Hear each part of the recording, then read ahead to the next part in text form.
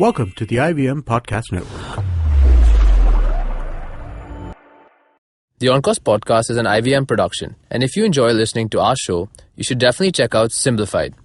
Hosted by Chuck, Narain, and Shriketh, Simplified takes big complex issues and simplifies it to help you appear smarter at parties. You're listening to the On-Course Podcast. Hi everyone, welcome to the On-Course Podcast. On-Course is a creative and alternate education company that aims to bridge the gap between formal classroom education and real-world skills. We offer a range of programs from short skill-based courses to test prep to application assistance for those looking to study abroad. My name is Akhil Daswani, and I'm the CEO and co-founder of On-Course. And today, as part of our alumni series, we have Jharna Sheth with us in the studio. Hi, Jharna. Hi, Akhil. How are you doing? Good. So I think today we need to understand a little bit about your experiences at Oxford and a little bit about, all the stuff that you did to actually get there. So just to start with, why don't you just, tell us what was the overall sort of experience that you had at Oxford? Sure. So I went to Oxford for my master's and I mastered in economics for development. That's the program I sort of studied at the university.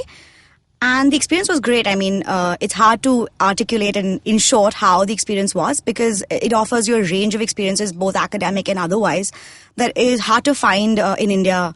And that's been my experience, having studied both in India for my undergrad and then at Oxford for my master's. So it would be helpful. Probably we could, dive deeper into specifics on what you thought you want to know about my experience at Oxford. For sure. So obviously Oxford's got that, that really integral name.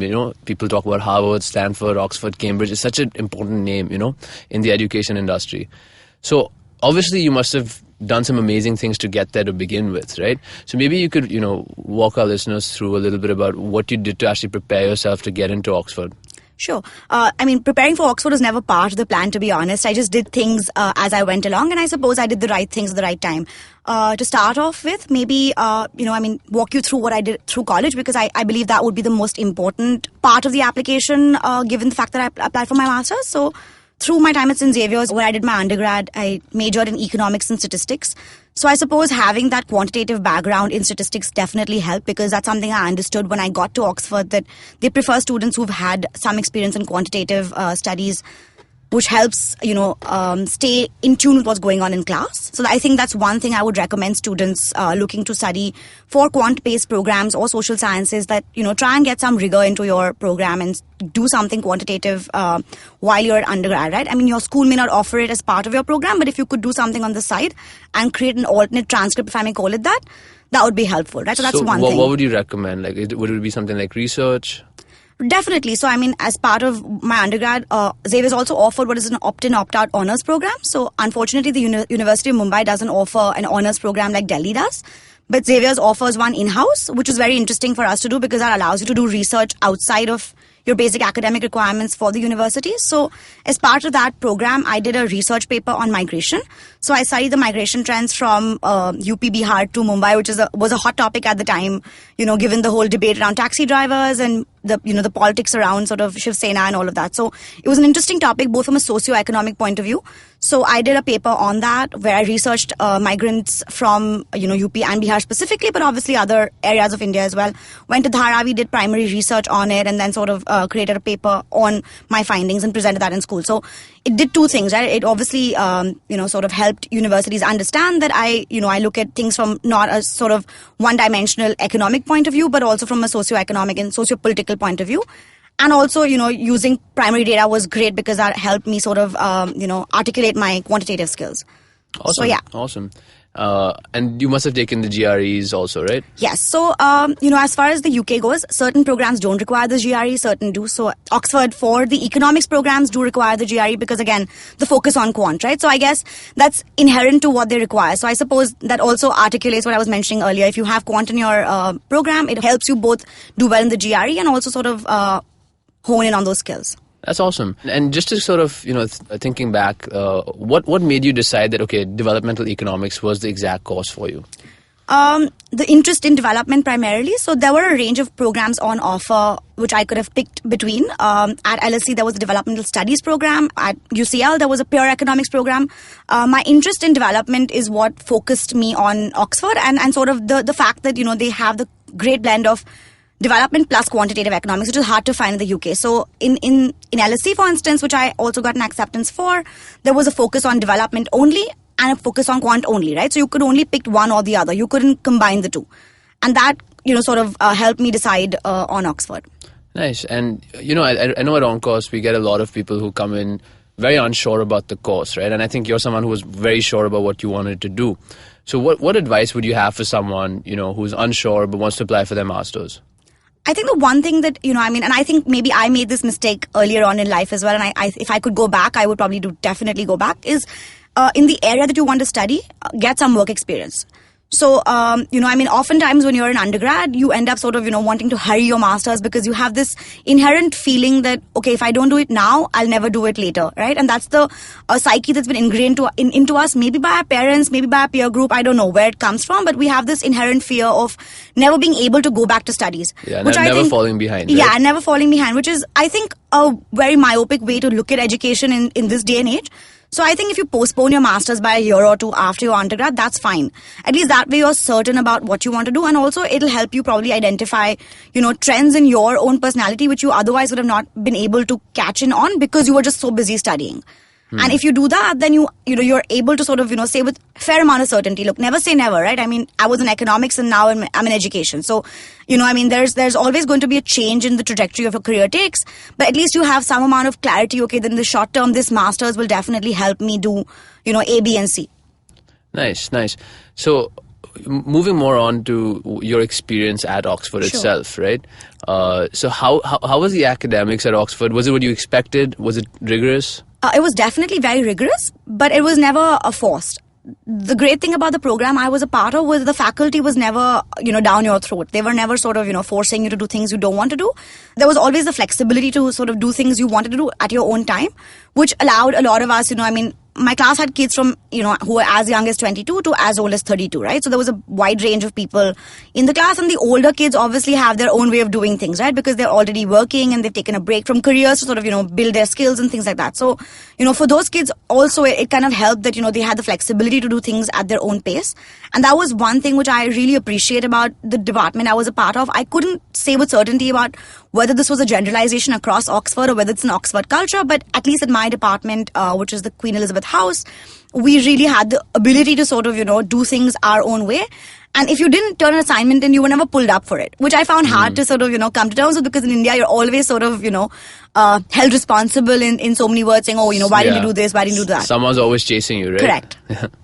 So, yeah, that was as far as the sort of, structure of academics goes, right? In terms of rigor, definitely very rigorous.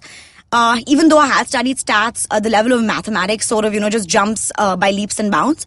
So, it took a while to kind of get to terms with it, but you do get by. At the end of the day, it's applied mathematics and not pure mathematics, so you can make do.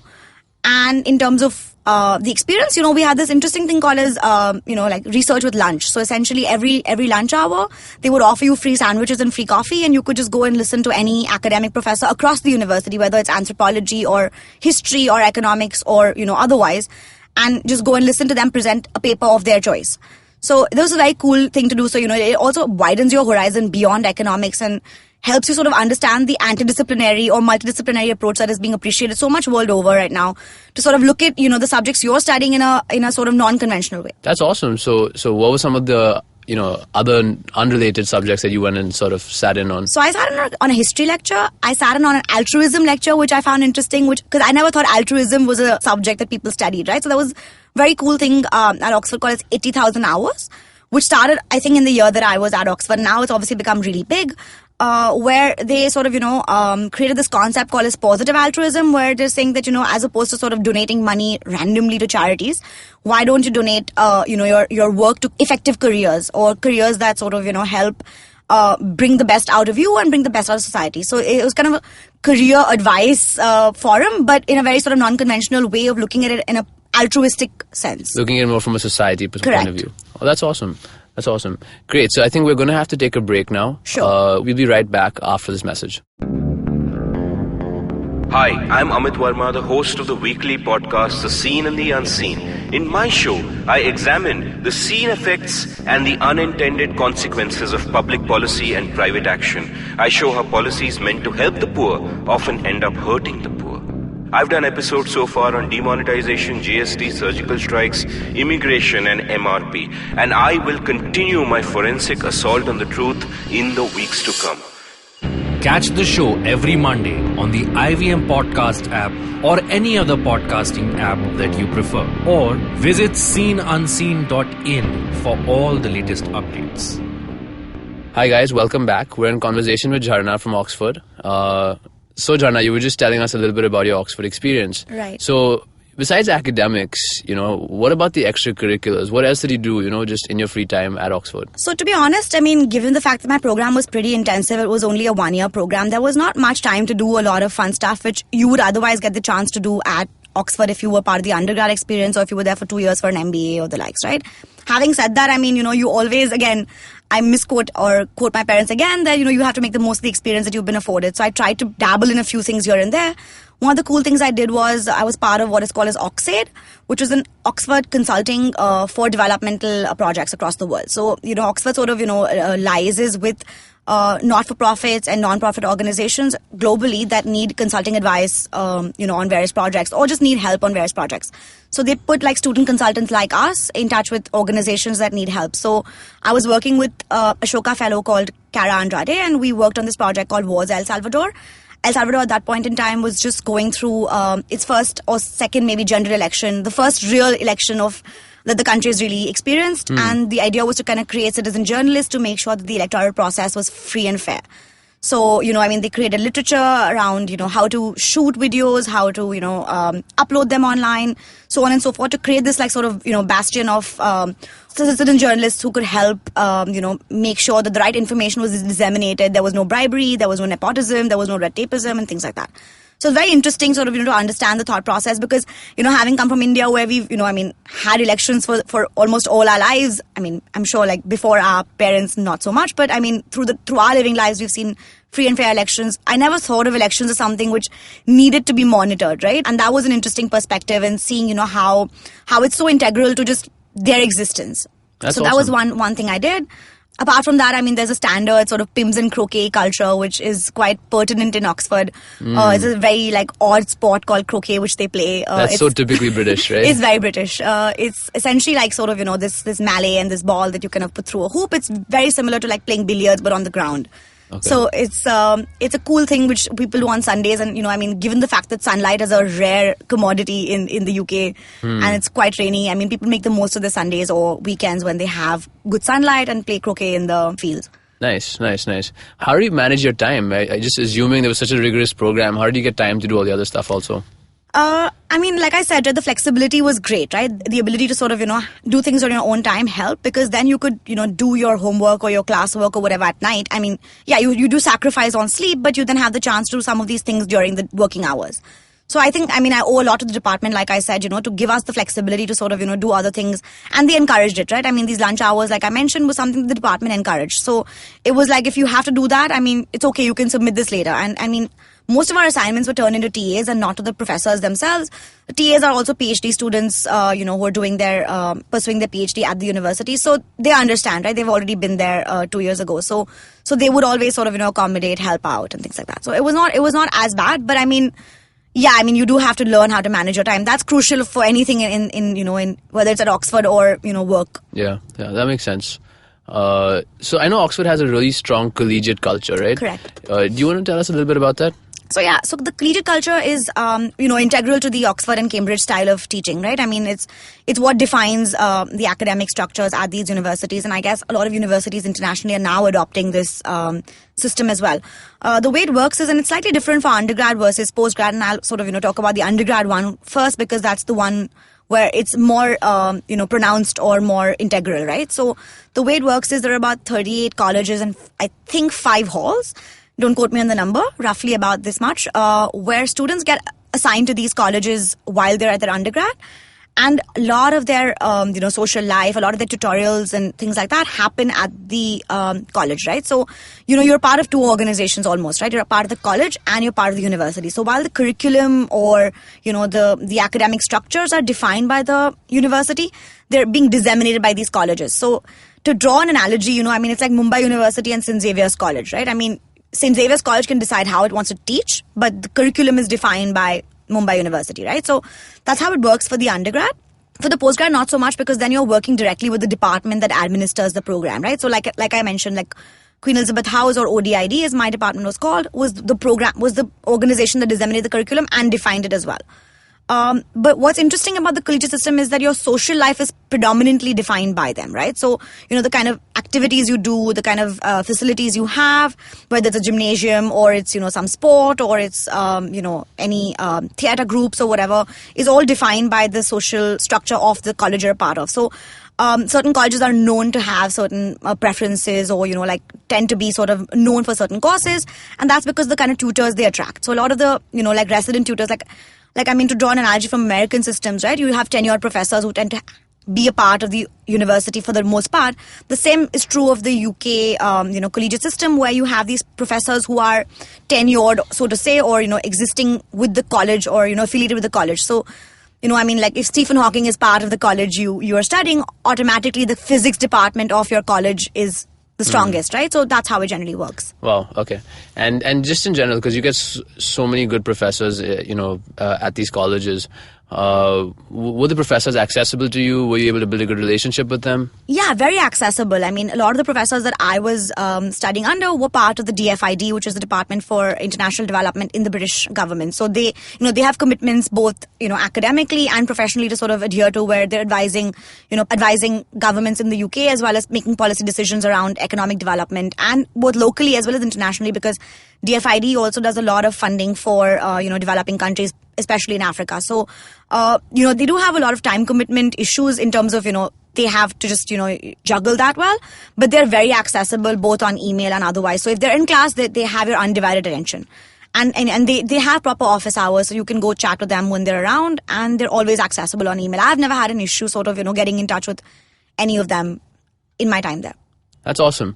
So coming back to your current role at OnCourse, sure. Advising students and sort of working with them through their applications and those things, putting that hat on, Sure. What would you advise someone who's 4 years away or 3 years away from a master's? How should they start planning their time, and what should they start doing at this stage? Sure. So, like I said, right, if you're looking, just think about it from the perspective of the program you're a part of, right? So what are the few things you would need to succeed at that program? That's what the university really wants to see. So not rambling on economics, because, there'll be a range of kids applying to a range of programs at Oxford or otherwise.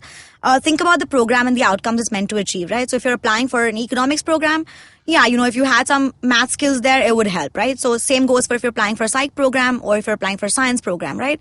Likewise, if you're applying for a journalism program, they want to see writing skills, right? They want to see that you're doing well at the stuff that you're supposed to study there, right? So try and do things that will highlight those skills well while you're, as part of your university or your undergrad education, and do things outside of what's expected academically, right? So, there are going to be tons of applicants applying to these universities for programs similar to yours, right? So the way you can stand out is by doing something that's over and above the call of duty. So, let's say, you have to write a paper for school.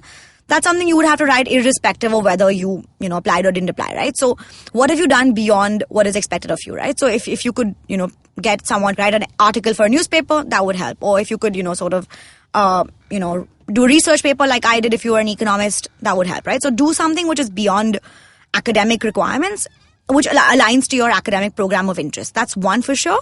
And second is, make sure you highlight the right kind of skills, right? So if you're looking to build on writing skills, make sure you highlight that through your applications. A lot of times, we get caught up on a lot of extracurricular activities. We start piling on them. Like I did Malhar, for instance, and I thought that was the biggest standout on my application, but it really wasn't, right? Malhar might be great from a personal perspective, and it might be great from, my personal growth, but I don't think University of Oxford cares whether I did Malhar or not. Sure, they do care from a leadership perspective that, yeah, sure, you've taken on a leadership role, but how is that going to help me succeed at the Masters in Economic for Development program? Probably not, right? So if you are trying to highlight an extracurricular activity, make sure you highlight the right kind of skills. So yeah, you could highlight leadership, but that's where it ends, right? So make sure you highlight the right attributes that the university requires out of you.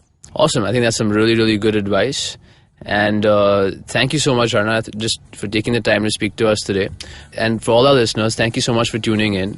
If you want to know more about us, check out our website at www.oncoursglobal.com or write to us at info@oncoursglobal.com or follow us on Facebook or Twitter. Thank you, Akhil.